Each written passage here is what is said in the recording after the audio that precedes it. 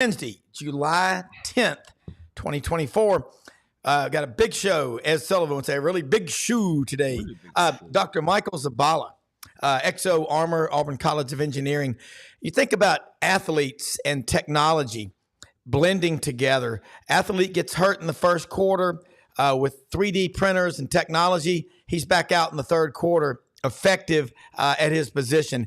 Game-changing stuff. We're going to talk about advances there. Also, Jake Wimberly, The Drive, ESPN 105.9, Jackson, Mississippi, got a ton of graphics to show you about college football this season. And my dogs are missing.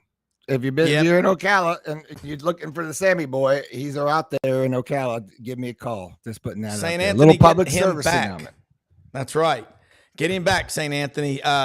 And then we've got Vince Ferrara, the sports animal, 99.1 in Knoxville, Tennessee, still celebrating the national championship in baseball. Smash the subscribe button in the bottom right-hand corner. Allow notifications on your Android and iPhone. And I am absolutely serious about this. Get pen and paper handy. We're batting off in the leadoff position. Dr. Michael Zabala, Exo Armor. We'll be right back.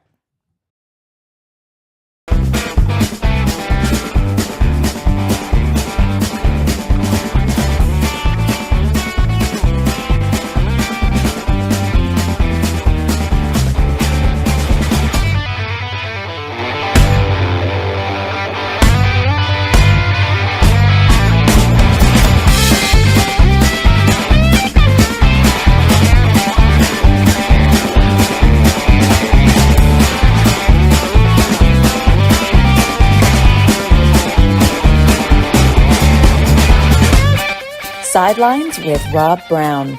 Talk sporty to me.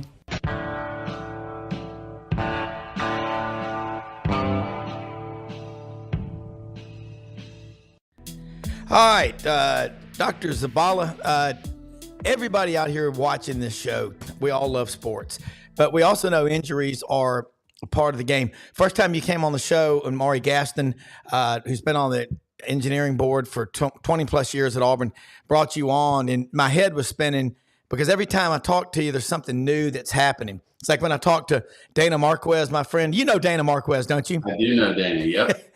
I mean, I don't think people appreciate what Auburn has, and you also share this knowledge with other schools, even with Alabama and Clemson, Florida, all the schools.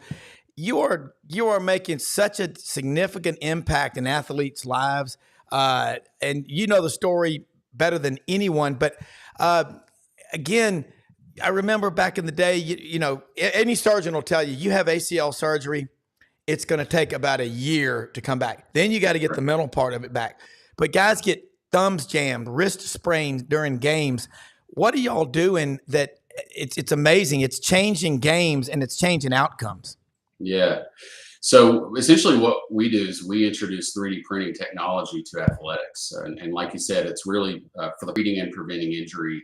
So our MO, if you will, is to empower people like the athletic trainers, the medical staff, the equipment managers for not just football. A lot of times it is football, but a lot of different teams or entire athletics organizations at universities to be able to outfit their players with custom fit 3D printed gear. And they make all kind of stuff. It's really quite a creative process to see what they come up with.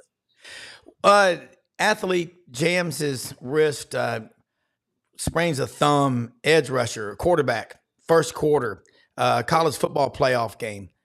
They call y'all. What happens? Well, it's interesting because you said things tend to change and they continue to change. So historically what has happened is they'll scan their athlete. We have our own custom 3D scanner that you can download on a smartphone.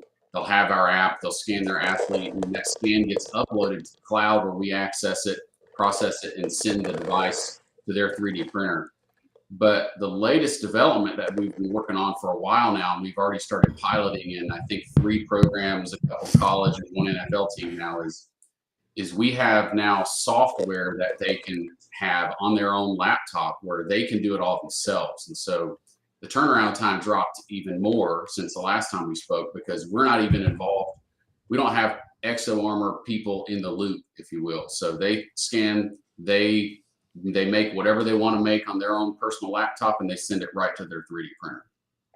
So on a football Saturday, we're only 52 days away. If anybody's keeping track, Right, yeah. that's about 1,368 hours. If anybody, or 1,268, if anybody's keeping track. So opening game, you think about this. Florida's playing Miami in the Swamp. Mertz goes down first quarter, sprained wrist. Holy cow. Well, DJ Lagway, Gatorade National Player of the Year, freshman, he looks good, but you want that guy with experience coming back. Who calls you or what happens? Kind of. Yeah. So like I said, it used to be where they would scan their athlete. They could take them into the locker room, scan them, and then we'd get their scan and then we send it to a 3D printer. And depending on what they were printing, it used to take it could be as little as 30 minutes, could be an hour and a half if it's a large device. But now we provide them with the software where they can do it themselves. So theoretically, they probably do have their phone on the sideline. They could pop up that tent, scan them with their phone quickly. They could even theoretically have the 3D printer on the sideline, and they could 3D print a device right there. Even the print technology is getting so fast. We don't make 3D printers. We like to say we're 3D printer agnostic. We don't really care. We just want to find the best and the fastest. So we've got this new printer now that is probably 2 to 3 times as fast. So if you're talking about a jammed thumb, making something for the hand that can protect the thumb, our new printers are so fast. I mean, it could be 10 minutes before that thing comes off the 3D printer. So, theoretically, it could be the same quarter that you could get them back out there if you think about it like that. Yeah. Well, you told a story a couple of years ago about an athlete, I think it was at Clemson, and on a Saturday, or was it a Friday or Saturday? Tell that story, because I think when you put it more in the vernacular, how real this stuff is. Well, I'm trying to think, because there's been a few different stories. Clemson was one of our very first customers that we ever had on contract. So they've been with us ever since we really started. So the company's been in business since 2019. And one time we made for them, they had an athlete that needed special protection of the kidneys. And if you think about it, that's not exactly a commercial off-the-shelf pad that you might be able to protect their kidney. And this athlete could not play without properly protecting that specific organ. So we were able to print something for him to just fit really neatly, nicely, and perfectly to his lower back. And I think it was a linebacker, so he was able to get right back out there. But like I said, it's really incredible what they come up with. There's all kind of different things. We've made cleat covers, so a lot of the guys, especially the linemen, they'll get their toes stepped on. And you can imagine if you're a lineman, you don't want your toes stepped on by another lineman that weighs 350 pounds with their cleats. So we got guys scanning cleats and 3D printing. Basically, you can imagine like what a steel-toed boot would do just to protect their feet. All kind of stuff. So I actually I don't think I've ever shown you anything. So I brought some stuff to show you. So this right here is an example of a custom fit rib protector. So this would be something that you scan, like a quarterback has their ribs. You could scan your ribs, 3D print this device, and strap it to their body, and they can go out and play. So you can see this is pretty thick. This is pretty beefy. It's not that heavy, but how much does that weigh? Oh gosh, less than a pound for certain. Yeah, less. So it's not going to encumber the athlete. No, not at all. And I know that for a fact because there was a major D1 program's quarterback 2 years ago that played the whole year injured, and he wore one of those the whole time, and he started the whole year. So that's kind of the idea, is to make it so low profile because it's based on their body that they don't really even feel it sometimes when they're wearing it. Well, I mean, I remember Michael Penix Jr. when he was coming off the field at the end of the national championship game against Texas. You could tell visibly, it was obvious. Yeah. And if you watch this show, you know I'm not a medical doctor, but he was in a lot of pain. And injuries, competitors are always going to play. Yep. And so I'm sure you grew up playing sports. You know how that is. But I don't know if you can talk about any of the people that y'all have worked with, but if you can, but if not, I totally understand it. Yeah. So one of the interesting things that we've seen is the Saints have really taken off using our tech. And it's kind of funny because we started seeing all these scans come through and you think, well, it's an athlete, but we realized what they were doing was they had this mannequin in their training room. And so they scan this mannequin frequently just to come up with as many different devices and ideas that they can come up with. So we see stuff from them coming through all the time. And they're really, really big supporters for us. The Texans sent us one of their helmets recently. We're making some accessory components for their helmets. I can't really get into too much detail, but suffice it to say, we're really hopeful our logo is going to show up on Sunday night TV this fall. But so we're making stuff now. It's not even just for the body; it's to go again on their equipment. So, like I mentioned, the cleats, now the helmets. So we've got all kind of stuff being made.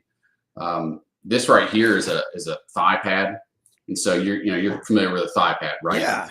Standard. A lot smaller than they used to be. Good grief. Yeah, but this right here has an elevated, what we call a bubble. So if you've got a real bad bruise on your thigh, athletic trainer can go in and say, this is where the injury is. Let's raise it a little bit to make sure we protect it even more. We can even do like full-fledged casts like this. So if you have a full-fledged wrist break and you need to have a cast put on, we can do that too. And but the main thing is getting these guys protected from injury, getting them back on the field. And there's so much psychology there. If you're injured, you need to know you're protected. So you talk about Michael Penix. Yeah. You can imagine. So he's still playing. And I think back on Cam Newton in 2010, a national championship game. He's obviously hurt, but he's still going out there. You can imagine your play is going to be elevated if you've got a custom fit device made specifically to you, where you really feel protected. You're going to be able to give it a lot more. So there's a big physical component. There's also a really big psychological component to what we're doing. I remember a player as a walk-on at Auburn. You can ask people, 1979 Auburn NC State game, and NC State was really good. That's the last time they won the ACC. Auburn beat them pretty convincingly. Danny Skutak, a walk-on from Opelika, played the entire second half with a broken leg, tibia, fibula, I don't know, and was Sports Illustrated's National Defensive Player of the Week. I mean, I was around Danny Skutak a few times. He played on Coach Dye's first team, and he went on later. You can ask people into those tough man competitions. Oh, yeah. And I don't think he ever lost a fight. But you think about someone that tough playing injured. And the guys now are bigger. Ben Troop's on this show a lot. He played at Florida, was an All-American, played 5 years in the NFL. He said, the SEC's the best league in America. No doubt about it. But he said the NFL, it's a collision league. He go and I think Dana Marquez said it. It's like being in a car wreck. What are y'all doing to kind of lessen? We're not trying to make the game soft. That's the last thing I'm going to advocate on anything. No. Well, it's interesting because I lived in England for a summer, and I remember so clearly I was talking to a friend of mine, and he was kind of making fun of American football because, they got rugby, and he was saying, well, your guys suit up with all this armor. And so, our sport's tougher because they don't wear anything. They just go out there and they beat each other up.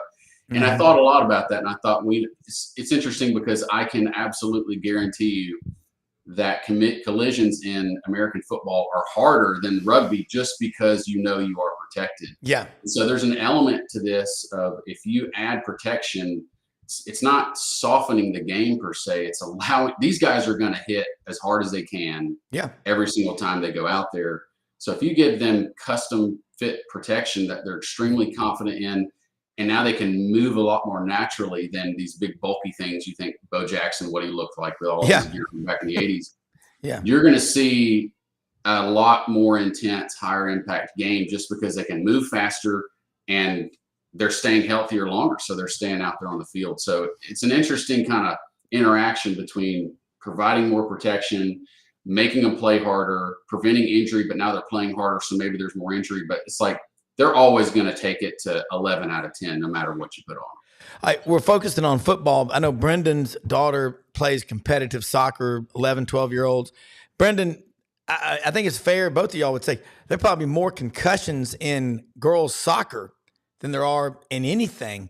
Are y'all making any kind of thing that they can wear on their heads? I mean, obviously, you don't want it to be too bulky, and I got a follow-up question to that.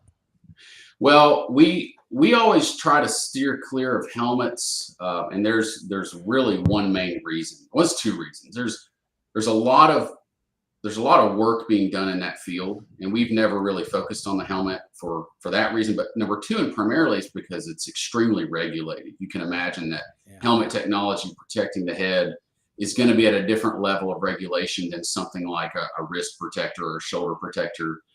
There's a body called NOCSAE. It's NOCSAE, and they do a lot of those regulations. And if you go on their website and look at what's most heavily regulated, it's going to be chest protectors, which kind of makes sense for the heart, shin guards, which maybe doesn't make as much sense, and then helmets. And so if you look at everything that goes into helmets and what's required there, you can imagine the obstacle course of red tape that comes involved in that.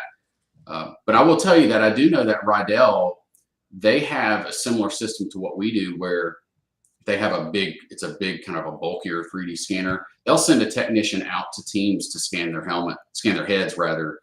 And then I believe they're doing 3D printed custom fit liners that will fit to your head and then attach to the inside of the helmet. So that work's being done for the helmet. Definitely. We're just not doing it. All right, couple of more. We see in practice the helmets, they put those foam pads on there.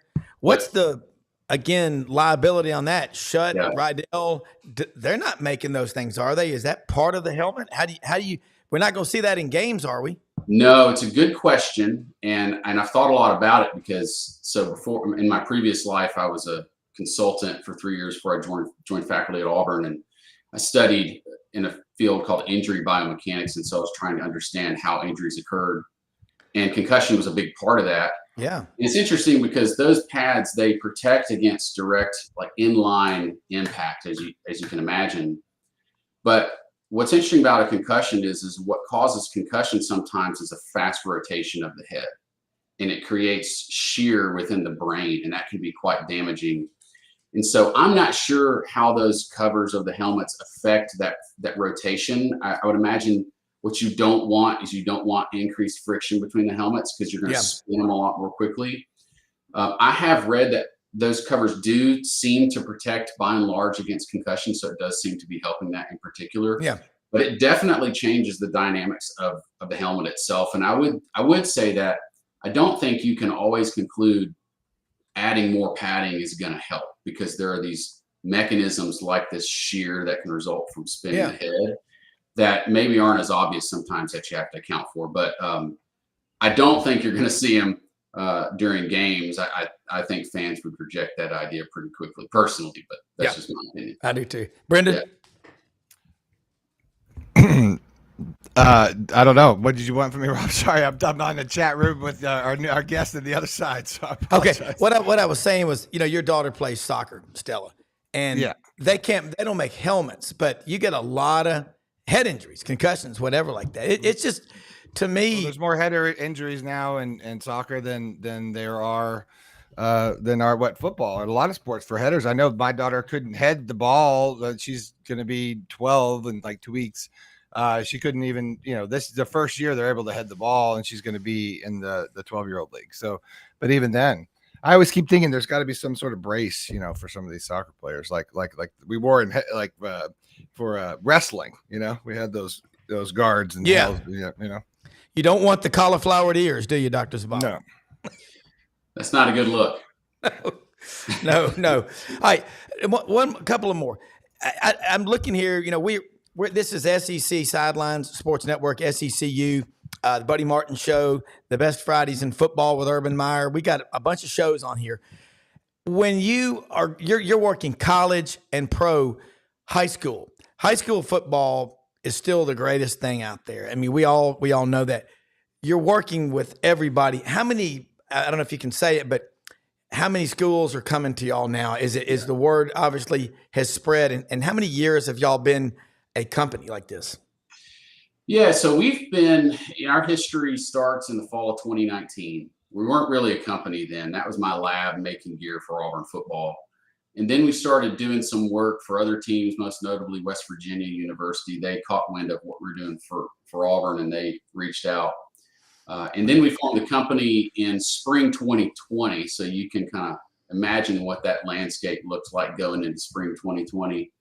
But we incorporated about a year and a half ago, and we hired our first full-time salesman at that time. Believe it or not, it's kind of crazy to think about. We had some part-time sales and mostly word of mouth. And so since then, we are, our college teams, few dozen college teams. We're well in our way into the NFL, making a lot of progress in hockey. Actually, we had some of our sales team go to a hockey conference recently and had some tremendous feedback from that. And what's interesting is like I mentioned earlier on, it's not just singular sports, especially with college, it's entire athletics departments. And so the way our model works is it's not just one 3D printer or one 3D scanner or 3D scanning app. You can there's kind of a menu of options. And so we've got teams or athletics like organizations like LSU and Clemson and Auburn that they've got multiple printers stationed at different locations so that they can access it for all kinds of different sports. So counting sports can be a little bit difficult in that respect. Mm-hmm. And sort of look at organizations. But I feel like we're at quite an inflection point with that because we've got some really good momentum where not only do we have full-time people out selling for us, but we've got inquiries coming in through our website and we've got people coming to us and it does kind of feel like we're at that point where we've got traction and it's going to start to really grow quickly because now we can go into the next NFL team. We can say, hey, the Saints, the Commanders, the Falcons, the Seahawks, they all use us and you are missing out because they have this technology that can get their athletes on the field quicker than you. And so, and so there's an element. I mean, obviously it's competitive because that's the nature of the game and it's competitive all the way down to the athletic training staff in the room. Yeah.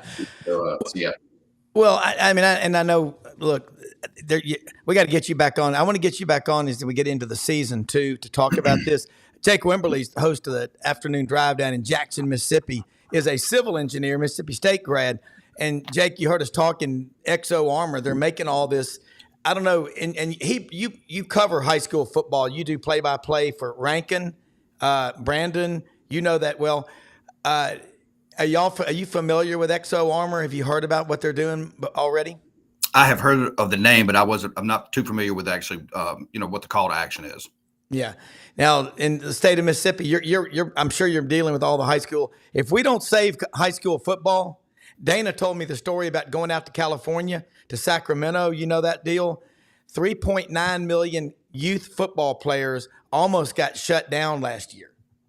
And Dana and his team went out there and pleaded for them to save, youth football, and they won.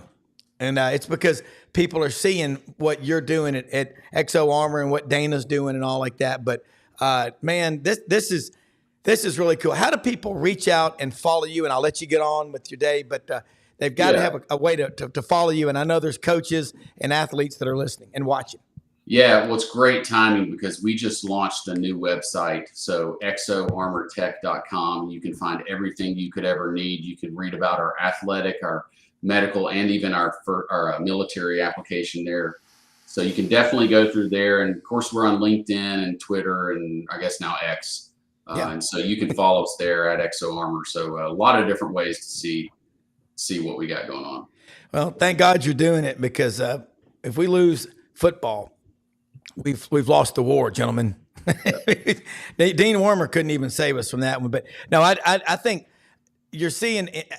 I'm sure Dr. Andrews worked with you and all like that, but I don't think there's any limit to what we can do. But we'll get you back on here again very soon. Dr. Michael Zabala, Exo Armor at Samuel Ginn College of Engineering. But y'all are doing incredible work, and thanks for being on with us. Yeah, thanks for having me. Appreciate it. You bet. Yeah. Jake, I love what he's doing and that team down there at Exo Armor, because if we can't save high school sports, the future of college, I mean, there won't be any. You are the analytics, I would say the graphics, but you do the matrix, you do the research. I start getting on my computer, I start reading at night, and I have to pull myself away like a great white shark feeding on a whale carcass. I can't get enough of this stuff. Man, it's Shark Month on Nat Geo, and it's Shark Week on Discovery. A lot of shark talk now, but let's go with the first graphics. that you've got, because Dudley Dawson and Vince Ferrara, they're looking forward to getting on here, because I want to get a group discussion going on this stuff this morning. But you've got two really impressive graphics we want to talk about. Yeah, the first one I want to talk about is the the first one with just the SEC teams in it.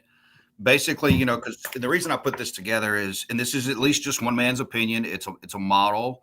It's a formula. Now let's go to the other one. That's our playoff. Let's go with the other one. There you go.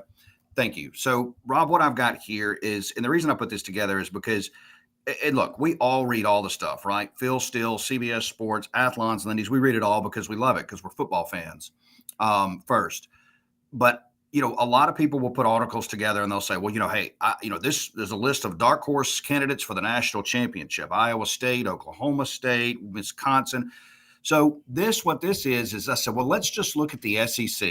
And I pegged 10 teams based on the analytics. And you've seen a lot of these teams. Obviously, you're going to see Georgia and Texas and Ole Miss and Alabama get mentioned for the college football playoff. And then you'll see stuff. Well, hey, is Missouri a sleeper for the national championship? Is Auburn, potentially, or is Texas A&M? I said, well, let's just look at it and see, do they meet what I call the championship score? So looking at the data that I love to look at, which is your offensive and defensive scoring efficiencies, your recruiting rankings, which also now I take into consideration the transfer portal, quarterback rankings, the way I rank them, and then that's based on production only. That's not fluff. That's not what they could do. That's not on potential. That's what we know. And then let's look at coaching. And then let's come up with a composite score. And then with that composite score, are they in the field? So, when you look at Georgia, for instance, we talked the other day about offensive and defensive scoring efficiency. You need to be around 15 and in is where you need to be. You can skirt outside that and still make the playoff, especially with a high-level quarterback like Washington did. So the green shows you that, yes, you passed the test. The beige color is a fail. So Georgia, last year, they had an offensive scoring efficiency of 3, a defensive scoring efficiency. They checked the box. Recruiting, third on my list, and it's razor thin at the top between Alabama and Georgia and Texas and Ohio State and some others. Third, they checked the box. Quarterback, Carson Beck checks the box. Right inside the top 15, Kirby Smart, number 1 coach in the country, checks the box. That comes out at 24.5. That's just a measurement score. So, yeah, Georgia, that's legitimate. We know that. They're number 1 team in the country. They're going to be the number 1. That's easy. Texas, same thing. Offense, they're right outside the number just by 2. 8 on the defensive side, they got in last year. Recruiting, they roster, they meet it. Quarterbacks, Quinn Ewers right there on that 15 list. They meet it. And then, of course, coaching with Steve Sarkisian, they meet it. Alabama, for all that we talk about with Alabama, they still meet the standard. Offensive and defensive scoring efficiency, you would expect that offensive number definitely to improve this year under Kalen DeBoer. Defensively, we'll see where that goes. Still got a really good roster. They've lost a lot in the transfer portal. You get in a quarterback with Jalen Milroe, and then, of course, with Kalen DeBoer. But then when you get down to teams like, let's just take Missouri. Missouri, 11 and 18, offensive and defensive scoring efficiency. They're right there on the number. Recruiting, they're right outside the number. So they are in that second tier as far as talent. Quarterback, they're right there on the number. And then Coach Eli Drinkwitz, I'm still not sold. I mean, let's remember last year was kind of an anomaly for them. And he was, he got kind of heckled at SEC Media Days. So I'll let you ask questions on this, but just to kind of go through, and you can see the rankings there.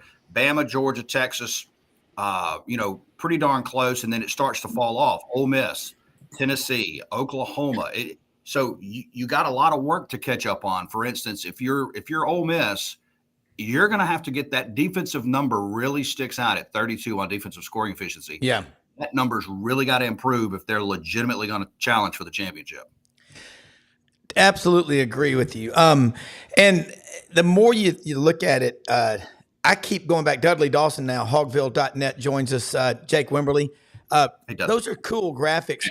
And what I see is a very strong case for a deep discount value stock, and that's Missouri. Bingo. And I asked this a couple of years ago, just this crazy question to Eli Drinkwitz in Atlanta at SEC Media Days. And I said, Coach, what would it be like if you could capture the enthusiasm of the St. Louis Cardinal fan base, Cardinal Nation, which is the Yankees and the Cardinals, no one's close to them when it comes to winning World Series. Cardinals have 11 or 12. Shout out to that Cardinals hat in Busch Stadium in the background and the arch. But Eli Drinkowitz, I said, what about if you could capture that? And he said, that's a good question. And he came over to me afterwards. He said, I like that question. And I just said, he wears a blue and white seersucker suit. He's different, but I like the guy. I think he's a damn good coach. Dudley, he's from Alma. And people just don't want to take a bet and stick their neck out and say, hey, man, they're pretty good. When we had Connor O'Gara from Saturday Down South on yesterday, I said, hey, one more question. Give me your best case scenario for Arkansas. He said 7-5. And he said, here's the problem. Everybody in this conference, their favorite coach to meet with and hear is Sam Pittman. And everybody loves the guy. And nobody wants him to fail. And I think about Sam Pittman. I think about Eli Drinkowitz. These guys are not in the hotbeds of recruiting, but they're both damn good coaches. It's just you definitely have to say that. Eli used to coach 3 miles down the road from me here at Springdale High. Certainly has made an ascension since then, although that was a great football program that Gerald Williams set up and got really going. And then obviously Coach Malzahn came in after that. But Eli is a different character, different guy, goes about things, different way than a lot of them did. But that's okay. Yeah, he won last year. He's had Arkansas's number. It's caused Sam Pittman a lot of consternation, both on the field and off the field, because he's done a great job in recruiting and gotten 2 of the top kids from Arkansas last year. Arkansas is in a situation where they're recruiting very well out of state, but not very good in state this year. And, it's, again, he's a different kid. He makes it interesting, though. He does. And Jake, let's get to that next set of graphics that you have up here, because this is powerful stuff. And it actually it makes sense. Well, this is just, and let me go back to Missouri real quick. I'm not trying to pull the rug out from underneath Missouri's feet.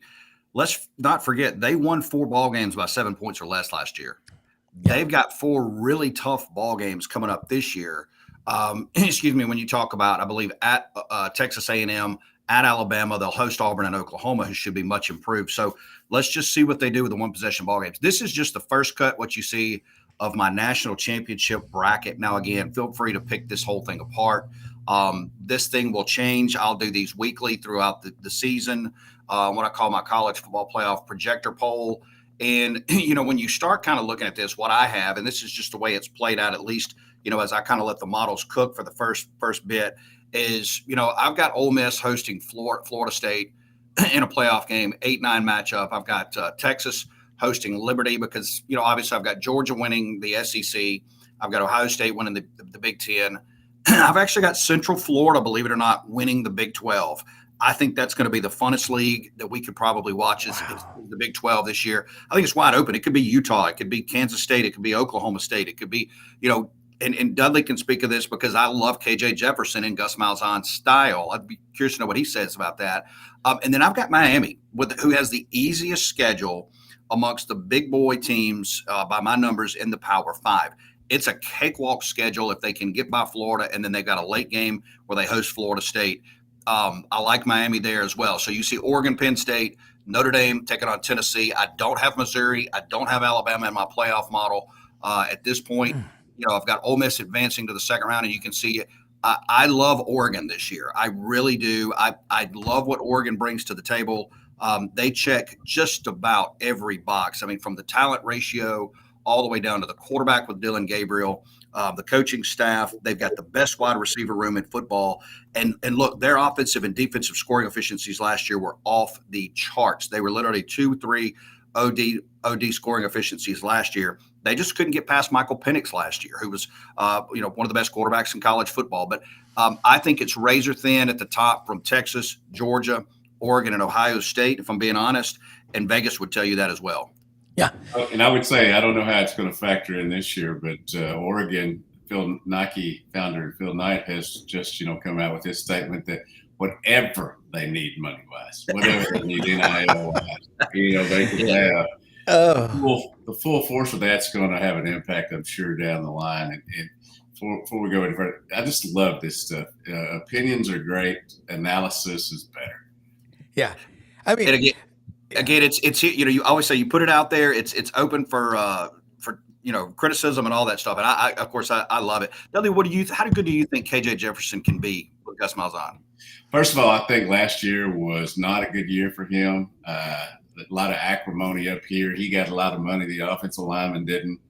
I think that factored into some situations. I think that he is ready to have a great bounce back year. We all know that Coach Malzahn has had wonderful success with quarterbacks from the high school level on up to college.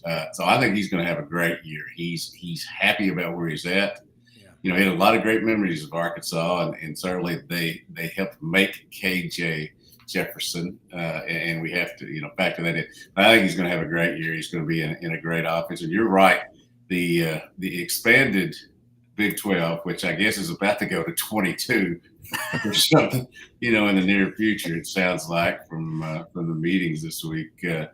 I give them credit. I thought they were going to be a dying league when some people jumped, and now they're saying, "Hey, we'll throw some money around here and in our Allstate or whichever insurance it is that's going to sponsor their league." I think KJ is going to have a great year, and he's going to get the opportunity to just kind of put last year in the rear and Dan Enos in the rearview mirror. It's funny you talk about, and I love that prediction, Jake, about UCF winning the Big 12. When they get to 24 teams, they'll call them the 2x4. That Brett Yormack, the commissioner, Bo Carter's on this show a lot. Bo worked in the Big 12 office. This guy's really good. Bob Bowlesby was blindsided July of 21. He rebounded quickly. It's not what happens to you, it's how you react. You're also, I hear nothing but good things about KJ Jefferson from Yancey Porter. Yancey's known him since 7th grade, North Panola, Sardis. And what matters is what the people, you swing a big ass stick, both of you do, because you know these guys. And I know some of them, but that means a lot for KJ, because Arkansas people, they're always going to be, God, wish he would have stayed. But I'll say this about Gus Malzahn. He's loved by the Auburn fan base. I mean, but people are frustrated that he did not recruit the offensive lineman and that he didn't keep doing that hurry up, no huddle like he used to. He kind of changed, but the guy can flat out coach, and he gets people. Gus is a born salesman. And those people down there at the bounce house at UCF are going nuts with this Big 12 stuff. And he literally wrote a book on offense, literally. Yeah. I mean, I remember 2006 like it was yesterday. We all do. The Woody with J.J. Metters. They beat number 2 Auburn in the 11 a.m. game, 27-10 in 2006. And J.J. Metters was about 5'5", squatted down in the huddle. This is what I love, is getting smart people on here together. I mean, it's like, I like to use the term getting the band together. But, Jake, along the line of what he just said, you look at the SEC. Can you make a case for Florida with Mertz at quarterback, but 26 touchdowns last year, only 3 interceptions, close to 3,000 yards passing, and the competition he's getting in that room from DJ Lagway, and they've got a good running game? Where are the biggest weaknesses for the Gators? And then, Dudley, I want you to talk about with Arkansas after that. I got a follow-up question that'll make some sense. Well, for Florida, I mean, to me, I think the question is coaching and attrition. I mean, they brought a lot of it's been an open door, closed door policy there at Florida. I mean, guys in, guys out. Do they have the playmakers at wide receiver? As a whole in that room, do they have the playmakers in the secondary? Do they have the depth needed to move through a schedule, and not just a schedule, this type of schedule? And again, that Miami game is so pivotal for both Miami and Florida. Yeah. Because either way, somebody's getting criticized. Either Mario Cristobal, if they lose, he is going to take immense criticism because, again, this is a loaded Miami roster, at least on paper, with one of the better quarterbacks in the country in Cam Ward. If they go in, they're a 2.5-point favorite right now in Vegas. If they go in and lose that ball game, he's going to be criticized. Conversely, if Miami goes in there and doubles up Florida, then Billy Napier's immediately going to take criticism. So that's a big pop-off game. And then when you go, Samford, Texas A&M coming into Florida is a massive game for Billy Napier. And believe it or not, that Mississippi State game, he can't go lose that one. He cannot go to Starkville and lose before the break. So, can Florida, be a competitive team? Can they get to bowl eligibility? Maybe. But already right now, Florida is a dog in 10 ball games by Vegas, which is fascinating when you think about Florida football. Yeah. You talk about having people on the show. This is another thing I like about being on this show. We say what we mean. We don't sugarcoat it. That's right. Let's be honest. I love Billy Napier as a dude. He recruited a lot of Arkansas in his earlier spots, but for whatever reason, it's just not working down there. And so what I think Florida is going to have to overcome, coaching is certainly, a term we can use there. There's too much controversy going on there. There's too much off the field stuff going on there for it to flourish on the field to me. Now, I hope he proves me wrong. I don't root for teams, but I root for individuals. I think it's really a tough situation he's got him in. Part of his making, obviously.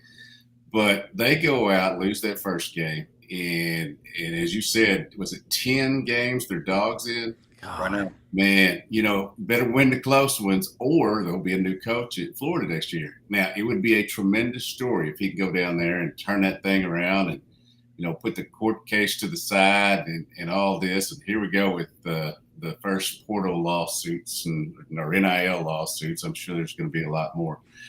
But I do think it's coaching and the situation that they have allowed the program to get itself in. Love the two quarterbacks. DJ Langway came here and visited a lot. Great kid. I think he's going to be a great quarterback. Mertz will have to play well just to keep his job. And I think that, we always talk about competition making you rise to a higher level. I think that's the case. They're just going to have to not only overcome what's in front of them on the field, but what's off the field, and a fan base who, let's just be honest, has given up on them a little bit. Yeah, and it's tough. I mean, you look at Florida, they've got over 500,000, I think, living alumni. They got a lot of people watching that program. Always give credit where it's due. Sick, I think, is the term, but I love to listen to Chuck Oliver's show. I mean, Chuck's just I love that guy. Listening to yesterday's show, riding all over Memphis, and talk about Mac Brown at North Carolina. He had Drake May and Sam Howell, two great quarterbacks, couldn't make it happen. So the line of scrimmage, I'd love to get both of y'all's thoughts. Jake, line of scrimmage play now compared to 15, 20, and 30 years ago in the SEC. Is it the 7-on-7 camps have just made being a lineman less popular, so there's less focus on it? Get your thoughts. And then I see Dudley shaking his head because you know where I stand on it. So one thing we do know, excuse me, is it's still very important. I mean, it's always going to be important. Football, you take all the glitz and glamour away from it. We love the big score and the big play. It's a line of scrimmage ball game. It really is. You got to block, you got to tackle. I mean, you ask any coach in the country from high school all the way up, you got to block and tackle. Some teams still do it very well. Now, for me, this is kind of a bigger conversation in that, let's just go to the defensive side of the ball first. The rules that have changed have made it extremely hard for defensive players. The way that you can hit players coming across the middle, the way you can, you can't tug and nag and, all that stuff as defensive backs anymore. You can't touch. So it's set up for an offensive game. And then even some of the rules that's come into place about how you can block, what you can, can you chop block this? Can you do this? Can you do that? That's affected some offensive line play as well. So, but offensive lines have had to move into a different direction, instead of the old fashioned, hey, we're just going to line up and square up, hit you man on man. Now it's changed into, slide blocking and being able to pass block and all. So I don't know if that answers your question. It's still extremely important. Some teams do it better than others. Georgia, again, does it extremely well. Michigan last year did it extremely well. Alabama, for the most part, extremely well. Arkansas, to their credit, I mean, when they're really rolling, I mean, it's offensive line. So it's extremely important. And, defensive line play, we know, is extremely important. If you don't believe it, just look at Lane Kiffin and what Ole Miss has gone out and done in the portal this year. Yeah. Is in the biggest games, they just could not get stops on third down. They couldn't get off the field. They couldn't stop the run. And at the end of the day, if you can't stop the run, I don't care how good you are. I mean, just look at Washington last year. They couldn't stop Michigan, and that was Katie bar the door in the championship game. Yeah. Dudley, answer that one real quick, and then we'll go to Vince, because I've got a bunch of stuff I want to ask all of y'all. When I get all three of y'all together, I'm taking advantage of it. As a reporter, I think 7-on-7 is great. I get to go talk to the coaches. I get to go talk to the kids. I get to watch the athletes. I get to see that. But it is another of my deviations into the wussification of football. Yeah. I used to lead with my head, used to get tackled and blow somebody up. Now, if you touch them, there's a whistle, and we're stopping 5 minutes to decide whether it was personal foul penalty and, all that. I think that has led into I mean, I played for Bill Keaty in Newport. It was a blocking and tackling and physical football. I mean, we used to joke, we passed the ball. We had a balanced offense. We passed the ball once to the right, once to the left, once over the middle, and we ran 60 times. So I come from that background. So this throwing the ball all over the place, I guess it's cool and all that, but I'm still an interior guy, and I think you win championships by being strong on the lines. I still think that's the case in the SEC. It's just not as prevalent as it used to be. And I know I sound like, you kids get out of my yard, but I love to see a good blow up tackle. I love to see a lineman get out and block.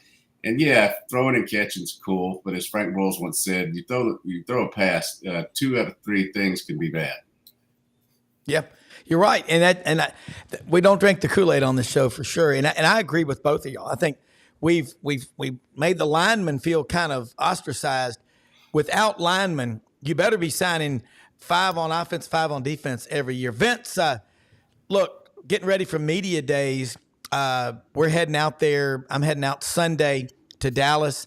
I'll be glad to. I know you're going to be there, Jake. If we can help you in any way, Brendan and I are going to be. He's going to stay in the room with me because Audrey's got to stay here and work. So I said, man, look, we're going to be putting out a lot of content. Look at the dog right there. Who is that? Red was to be an equal time. Yeah. There you go. Who's your cutie there, Dudley? This is Fred. He's a puggle.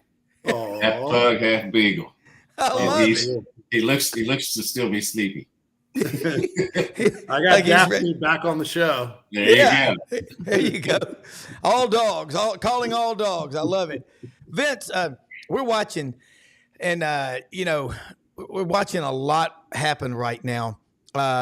Jake had the Matrix up there earlier talking about teams he thinks can make the playoff and all. We've been covering Tennessee, Arkansas, the whole SEC college football.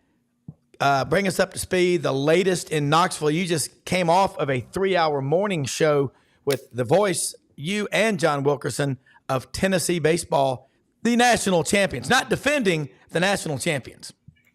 That's right. Actually, I'm taking some days off, so I was not on the show this morning. So I'm sure John had a great show with fill-ins, and that's what it's been this week. So I'll be back on Friday. It's crazy. It happens every year. They time it out, and you guys may have it in your markets as well. They do a high school football media day the Friday before SEC media days. And this year there's 35 teams with a head coach and 2 or 3 players that's there. So it's a similar type of deal. And for those of us that call or cover high school football, it's awesome to be able to talk to all of those coaches and get some prep work done for the season, see the turnover, all that fun stuff. So back to work Friday for that. And then it's travel day Sunday and then on to media day. So squeezing those days off while we can. And then I'll be glad to join you for Mama Ferrara's in the end of July as well when I go back to see the family and squeezing in a little bit more vacation before the practice gets going full bore. But yeah, it's that time of year, talking season and all that. I enjoy talking ball. Love Jake's breakdown. Talking about the offensive lines and the approaches of different teams, and you guys know the league. Being able to talk about the teams and the players and the strategy, all that stuff. That's to me the most enjoyable. Yeah. There's so many other topics around the sport that have carried the off season.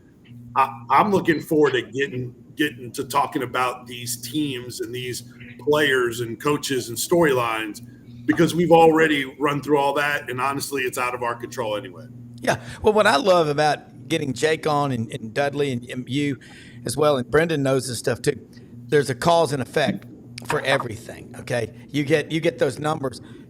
Jake, thinking about the teams that are out there that maybe are not being talked about that much, and we mentioned Mississippi State, Jeff Lebby, he's kind of just in the witness protection program. He's been so quiet, but the guy is successful everywhere he goes. Why are people discounting Jeff Lebby as a coach so much? Because Mississippi State's always going to have athletes. Mike Leach won 9 games, and then Zach Arnett took down the tower, per se, like Ray Perkins did with Coach Bryant. I think it worked out well for Coach Bryant. I'd have left the tower up personally. But I don't ever take Mississippi State lightly. You are always going to get a full 60 out of those guys. That's their brand.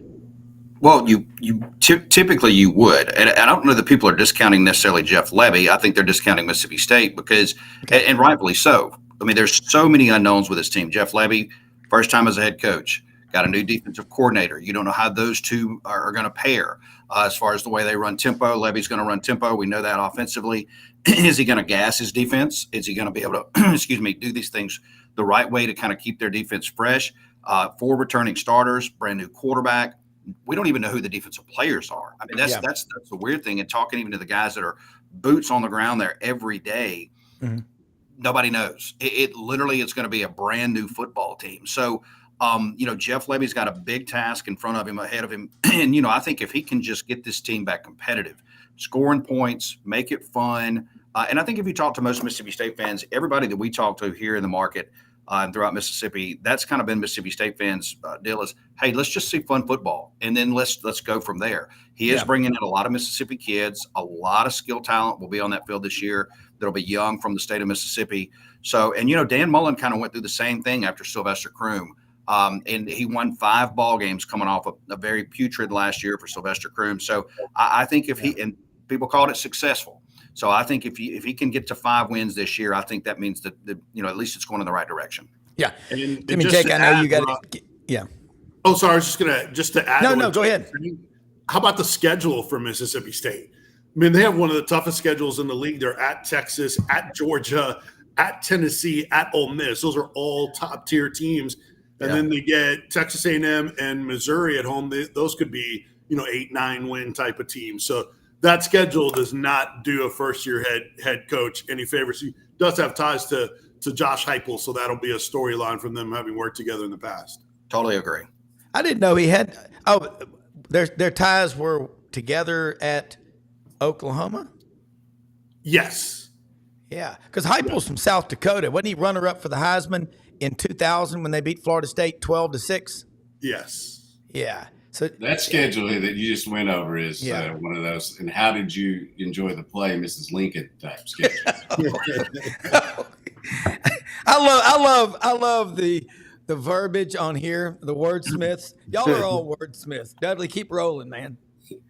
I'm telling you, it's kind of the same way here at Arkansas. Arkansas always thinks they have the toughest schedule. And really, if you look at it, it's not as tough as it has been in some years. But you're coming off a season that, was not very good, obviously. You didn't win the close games that you won when you won 9 games and, got you a new contract and all that. Everybody around here and everybody around the SEC, and plenty of people write about it, know it's a hot seat. Know that $10 million comes off the buyout. During this year, I keep saying they'll play UAPB that first Thursday night of the college football season. which means we'll start fall practice here like July 30th. And start to get ready. But then they play Oklahoma State and at Oklahoma State at 11 o'clock in the morning. And that game is going to be a turning point for the season. I just truly believe if they go over there and get rolled, then it's going to be a tough fight through actually playing the SEC teams that you have on the schedule. Yeah. Yeah. And Rob, Jake, just I know, correct, it was UCF in 2018 where Heupel and Levy were on that same offensive staff. Yeah. I was trying to think because Josh Heupel was there 18, 19, and 20. Right. Yeah. Yeah. Okay. Jake, I know you got to get going. I thank you so much for staying on long. I always like to get these people together, stay on as long as you can, but make sure you let people know about the great show you have every day and how they can keep up with all the great work you do. Yeah. Hey, 3 to 6 every day, Monday through Friday, Central Standard Time. You can stream it on the zone1059.com or any of the radio apps from TuneIn Radio to iHeartRadio app. You can just search WRKS or 1059. On X at Jake Wim. And look, I appreciate you guys. As always, it's always great to talk to all of you. Hell yeah. And I'll be back studying all those graphics tonight. Take care, guys, man. Have a great all day. Right. Yeah. You too. Two most listen things to on iHeartRadio, Jake, and Yacht Rock Radio. Yeah, Yacht Rock Radio. Yes. Penelope and I were listening to, you know who the patron saint of Yacht Rock Radio is, don't you? Let's hear a little Christopher Cross. Yes. Yes. Oh, yeah. I mean, it's every other song is Christopher Cross. Yacht Rock Radio. Yeah. You do that really well, Rob. Went to see Doobie Brothers. Went to see Doobie Brothers Saturday night, 40 years after first seeing them. Wow. How were they? They were great. I mean, didn't perform any of their new stuff. But they had so many songs that they had some great ones.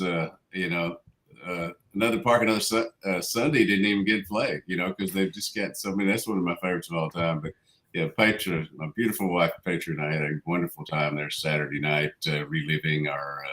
It was in Little Rock. Our youth and all that. May your love last as long as the Doobie Brothers is what I got to say.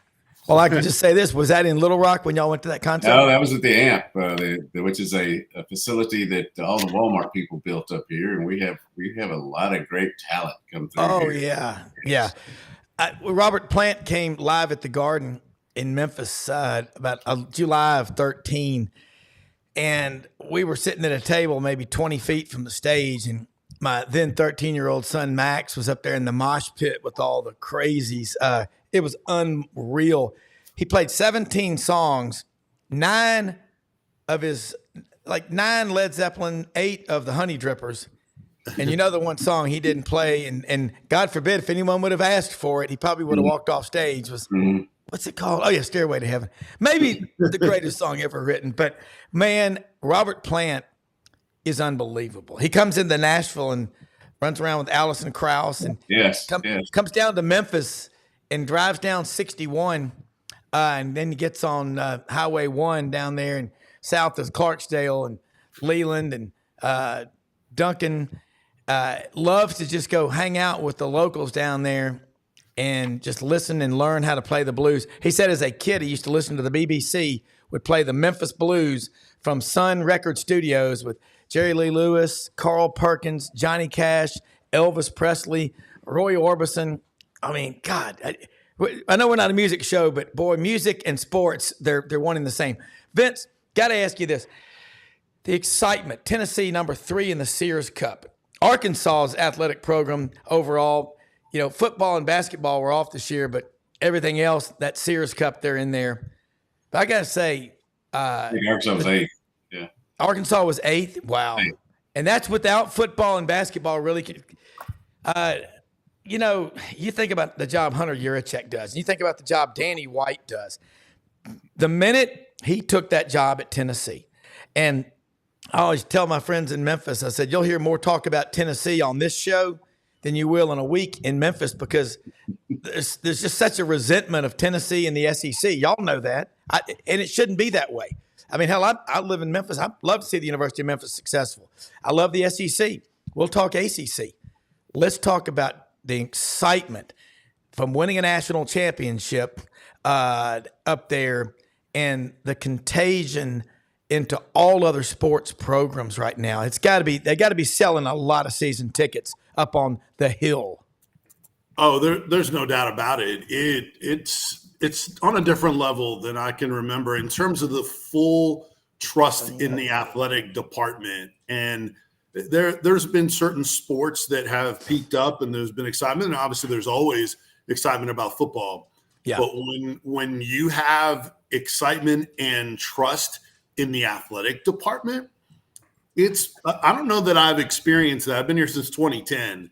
I don't know that I've experienced that. And obviously there are plenty of lean years before that, so it's not too shocking, but it's on another level. And, look, you could tell Danny White when he came in was polished, had a plan, and it was going to be aggressive. And he has been aggressive in a lot of areas. Yeah. His coaching moves have all worked out.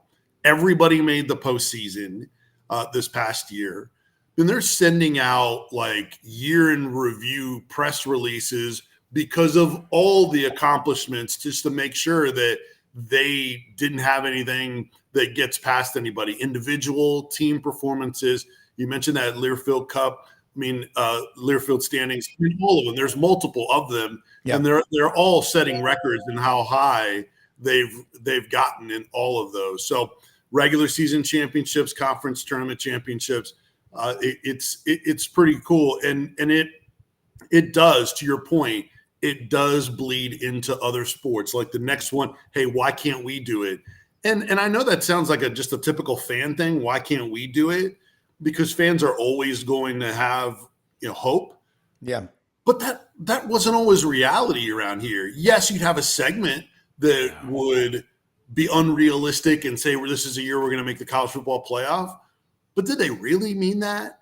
Now, not only do I think they mean those kind of things, higher expectations, but we can't clap back at them and say, you may want to hold your horses on that or anything else. And it does make for a more enjoyable coverage of the team, because contrary to what people think, that we all want to bring down the university, that the best thing is winning championships. That's what's best for business. So you keep it honest, fair, and you call it like it is. But what's best for business is winning championships. So for Tennessee, that was step one. We'll see what else they can do with it. Yeah, and I would say with Hunter Yurchek, the fact that football, has had a couple of down years here in a row. The fact that basketball slipped, toward the end, there was some thoughts of maybe Hunter's, needs to step it up here and all. Then he goes out and hires Coach Cal, and certainly bought himself some goodwill and wavering and all that. But it's going to be an interesting year. Football, as we all know around here, regardless of whether it's successful or not, has always been king in terms of interest and just making money for the other night, another 18 sports and all that. So there's a big, this is such a big season, not only for Sam Pittman, but just for the overall mental health of Arkansas fans. They don't have, they keep racking up those track championships, and that's to be respected and all that, but it just doesn't give you as much love if you're an athletic director as a winning football season, winning basketball season, and not Dave Van Horn does a great job with baseball, but this is 2 years in a row they've had the number one team in the country for a portion of the year and didn't get out of their own regional at home. It just shows the competitiveness of the SEC. There's just nowhere to hide. Look at Arkansas, number 20 on the revenue thing, $167 million, up from $152 million last year. And that's in a state of 2.85 million people. That's amazing. Tennessee went up, I'm looking here, from 154 to 202 million. But Tennessee brought in 62 million in athletics donations. Nebraska in 2022, and I think this has got to be a typo. It can't be true, but I'm reading it, says they only brought in $86,000 in donations in 22, and in 23 with Matt Rule there, they went to 15.3 million. obviously Warren Buffett's phone number is not listed in the phone book. I've got a guy, Dave Rylander, that's watching the show right now. Maybe the copy didn't get the last zero.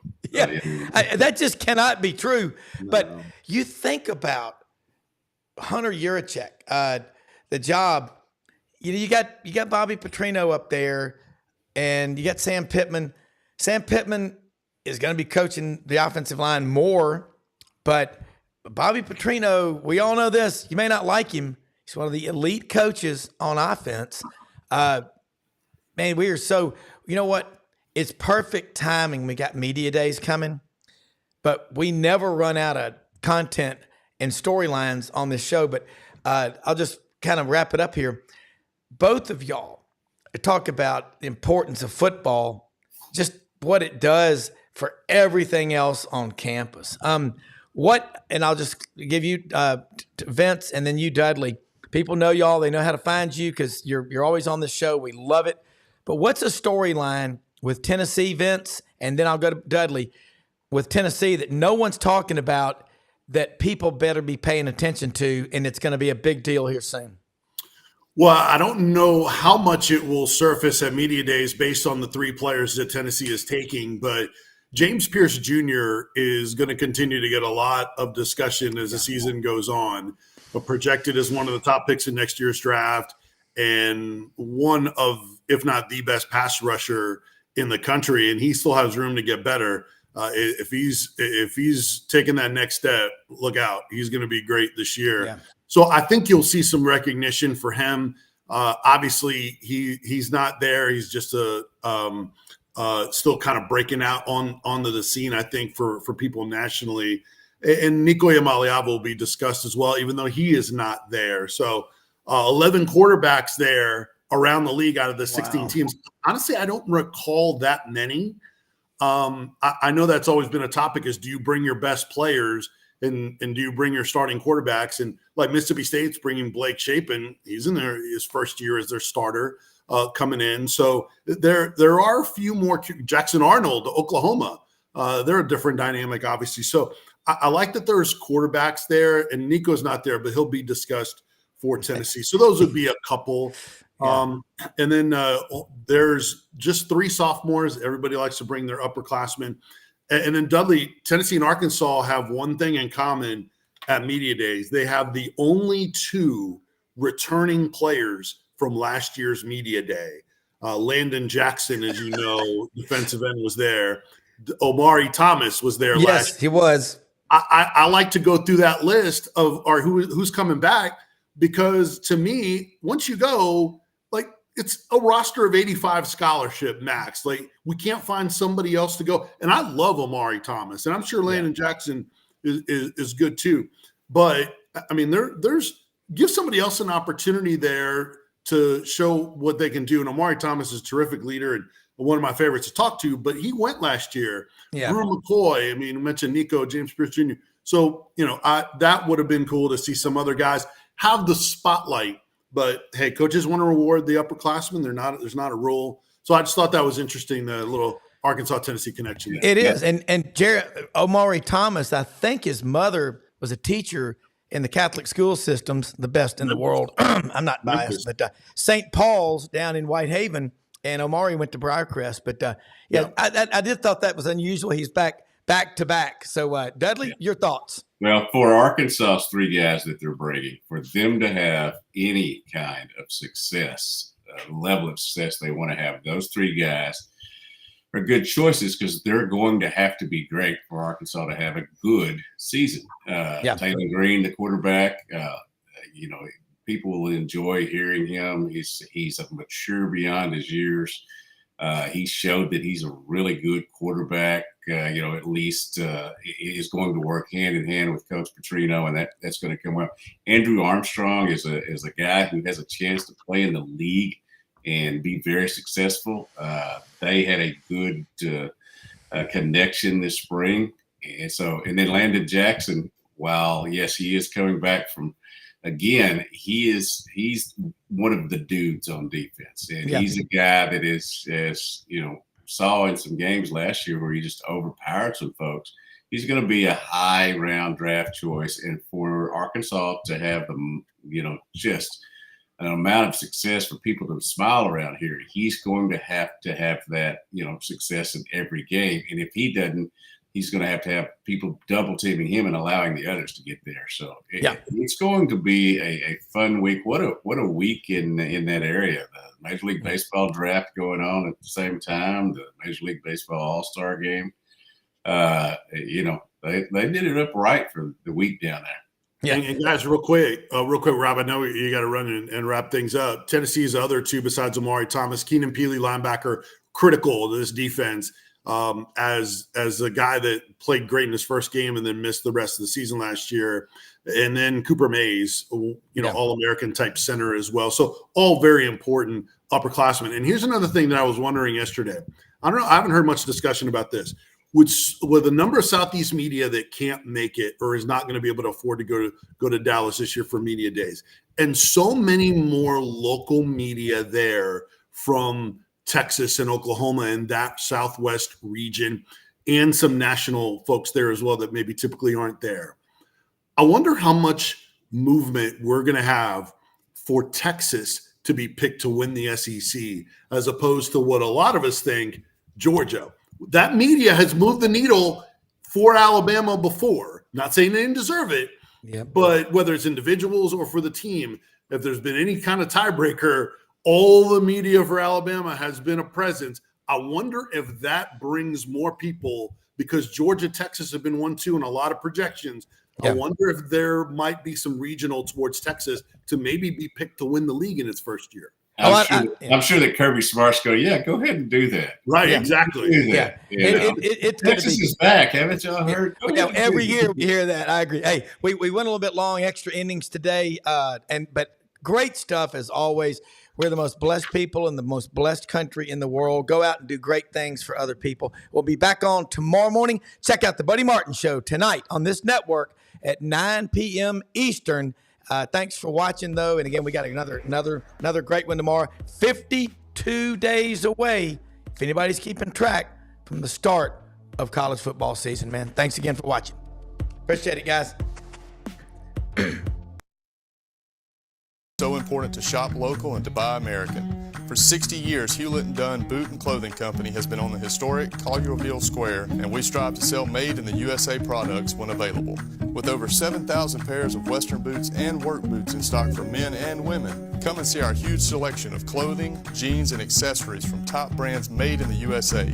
Please support local business and come shop with us at Hewlett & Dunn Boot and Clothing Company. God bless the USA.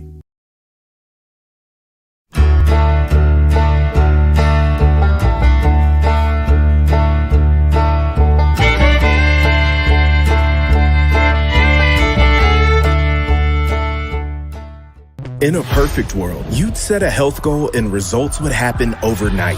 In this world, the real world, it takes time, dedication, and the right support to achieve your best self. The Vitamin Shop's health enthusiasts are here to make sure you're not wasting a single moment on the wrong supplements. From the highest quality sports nutrition and superfoods to the most sought after trends, you'll find a huge variety of science-backed solutions for every goal. And the people to help guide you along the path to greatness. Unbelievably, every 2 minutes in our communities, a child is either bought or sold for sex. I am Ari Dickey, board member for the Nashville Anti-Human Trafficking Coalition. Join me and millions of others in our fight against human trafficking and for its victims by helping to educate the most vulnerable among us, our middle and high school students.